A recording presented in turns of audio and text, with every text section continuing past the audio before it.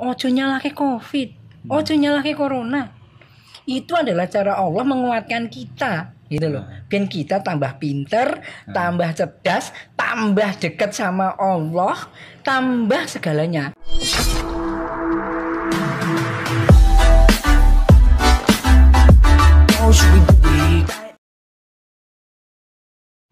Assalamualaikum warahmatullahi wabarakatuh. Waalaikumsalam warahmatullahi wabarakatuh. Ya, hari ini kita berjumpa lagi di podcast Arah Positif.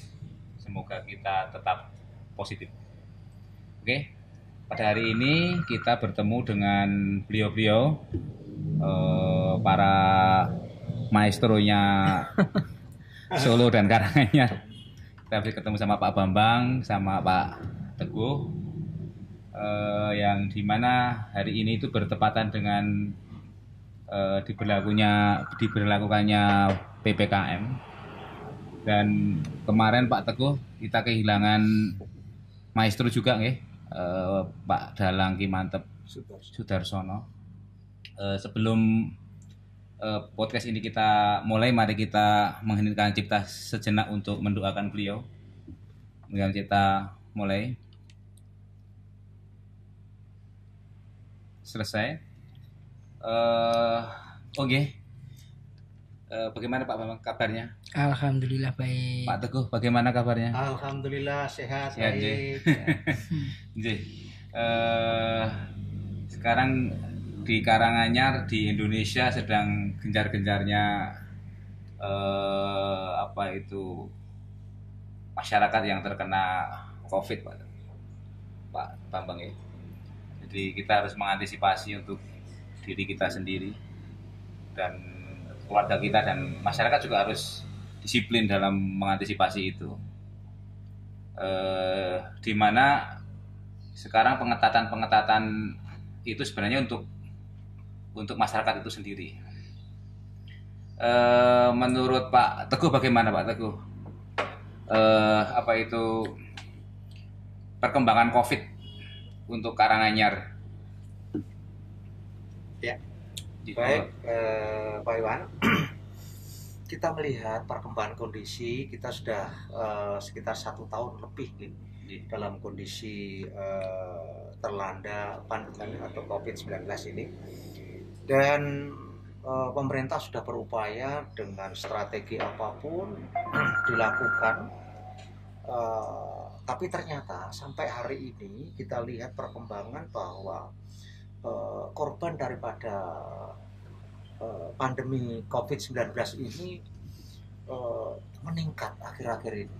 Nah, ini ada beberapa hal yang mungkin ya ini pemerintah upayanya sudah luar biasa, tapi mestinya harus diimbangi dengan kedisiplinan daripada masyarakat di dalam menerapkan prokes atau protokol kesehatan.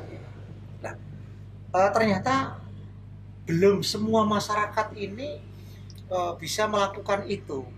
Kadang masih mengabaikan. Lah ini yang menjadi persoalan, sehingga di sana sini untuk khususnya di Karanganyar ya, di Karanganyar ini korban berjatuhan.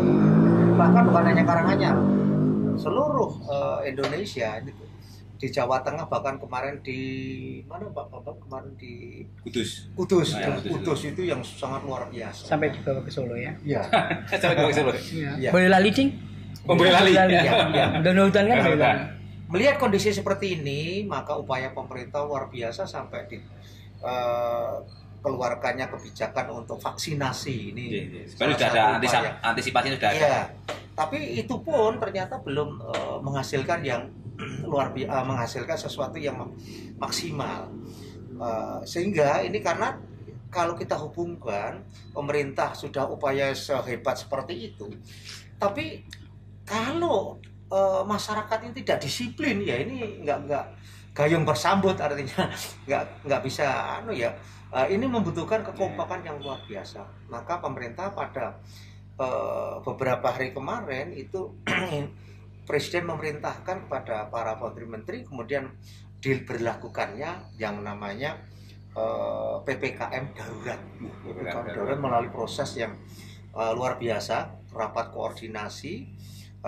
Kebetulan kami juga ikut memantau perkembangan itu, dan sampai hari ini akhirnya diputuskannya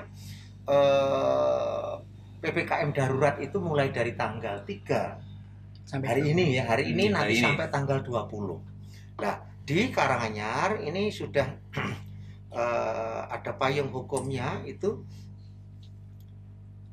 berdasarkan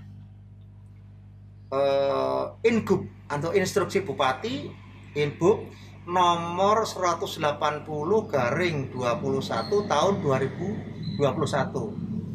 Ini dikeluarkannya instruksi ini untuk dipatuhi oleh masyarakat. Banyak sekali ini yang harus dipahami, yang harus dipahami. Antara lain adalah area publik atau fasilitas umum, kegiatan seni budaya, olahraga, sosial, kemasyarakatan ditutup sementara. Kemudian resepsi pernikahan itu maksimal 30 orang. Kemudian pemakaian masker double. Nah, ini diharapkan untuk lebih memproteksi diri. Face shield tanpa masker tidak diizinkan. Jadi masker yang yang tipis ya, yang itu tidak diizinkan, yang tidak standar artinya. Kemudian sektor non esensial itu 100% WFH, from work home. Kemudian sektor esensial, keuangan, perbankan, pasar modal, teknologi, informasi dan komunikasi itu 50% WFO. Ini perlu nggih saya sampaikan ke publik nggih, supaya nanti masyarakat bisa tahu di awal kebijakan ini. Sektor esensial pemerintahan itu 25% WFO. Kemudian sektor kritikal atau kesehatan, keamanan 100% WFO. Kemudian restoran, rumah makan, warung makan, kafe, PKL atau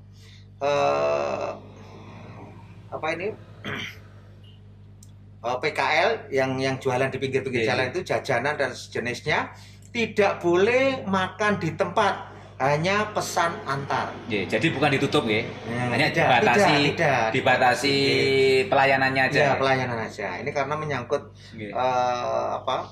hajat hidup orang banyak, artinya menimbulkan kerumunan ini. Tapi diupayakan tidak hindari kerumunan. Kemudian tempat ibadah ini ditutup sementara atau dikosongkan sementara. Ibadah dilaksanakan di rumah masing-masing. Kemudian daya tarik wisata dan usaha wisata ditutup sementara. Berikutnya adalah kegiatan belajar mengajar, itu online atau daring. Masih terus ini dilakukan. Kemudian supermarket, pasar, toko yang menjual kebutuhan sehari-hari maksimal jam 17.00 atau jam 5 sore, ini 50% pengunjung. 50% pengunjung. Jadi tidak perlu desak-desakan gitu maksudnya. Kemudian pusat perbelanjaan atau mall, pusat perdagangan ditutup sementara. Kegiatan konstruksi dengan pengetatan prokes itu 100% dapat beroperasi. Transportasi umum dengan pengetatan prokes itu 70% maksimal. Berikutnya adalah apotek, toko obat dapat buka 24 jam. Jogo tonggo, optimalkan jogo tonggo pager mangkok. Nah, ini pesan Pak Bupati seperti itu. Nah, maka ternyata Bupati kita juga perhatian ya. Nah, jadi ini sudah di-share itu di medsos. Jadi ini bisa diakses semua masyarakat informasi ini. Jadi bisa didapatkan dari semua kegiatan tempat usaha toko ditutup mulai pukul 17.00 WIB. Jadi jam 5 sudah tutup ya. Semua tinggal di rumah, kumpul bersama keluarga. Kemudian membaca Al-Quran, kitab suci agamanya masing-masing. Ini kaitannya dengan kita kepercayaan masing-masing. upaya spiritual. Mohon perlindungan Allah yang Maha Kuasa dan berdoa agar COVID-19 segera berlalu. Amin. Ini dikutip dari informasi Diskominfo Karanganyar. Ini, jadi ini bisa diakses Pak Iwan, bisa diakses semua publik atau masyarakat.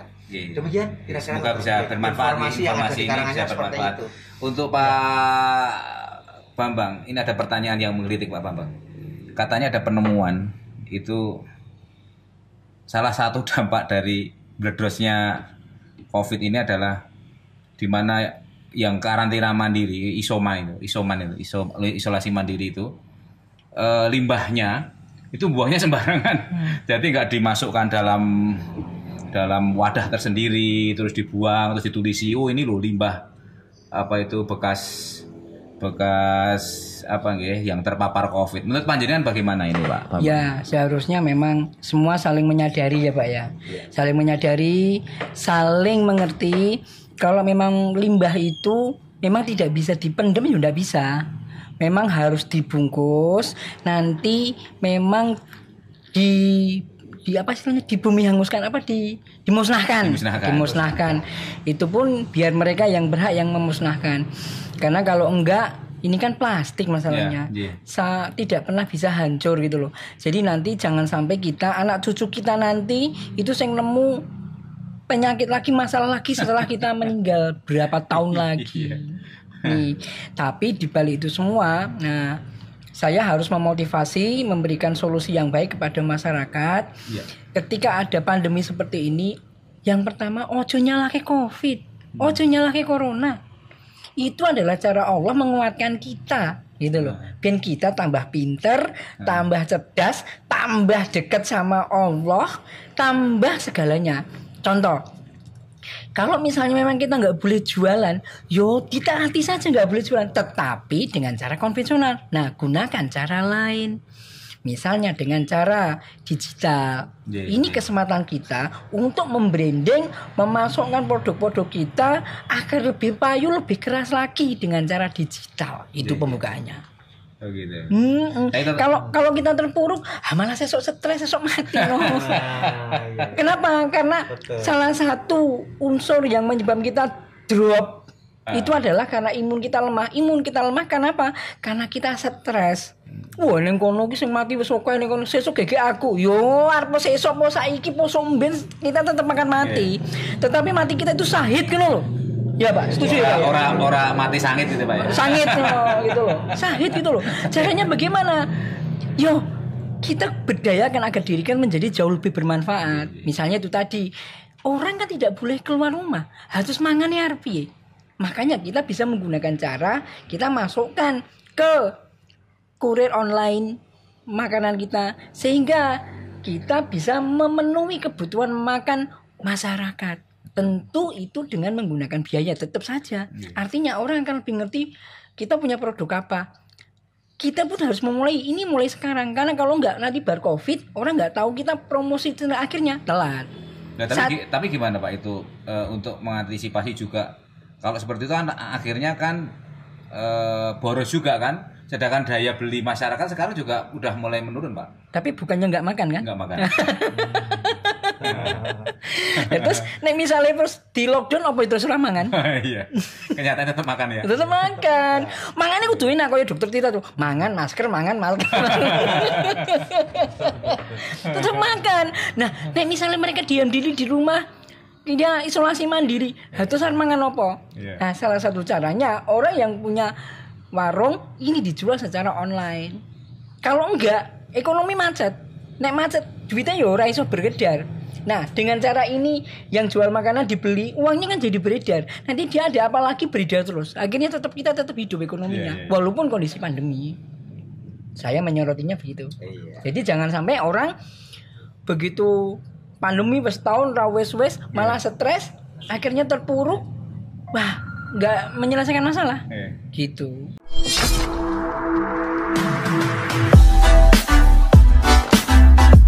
How should we do it?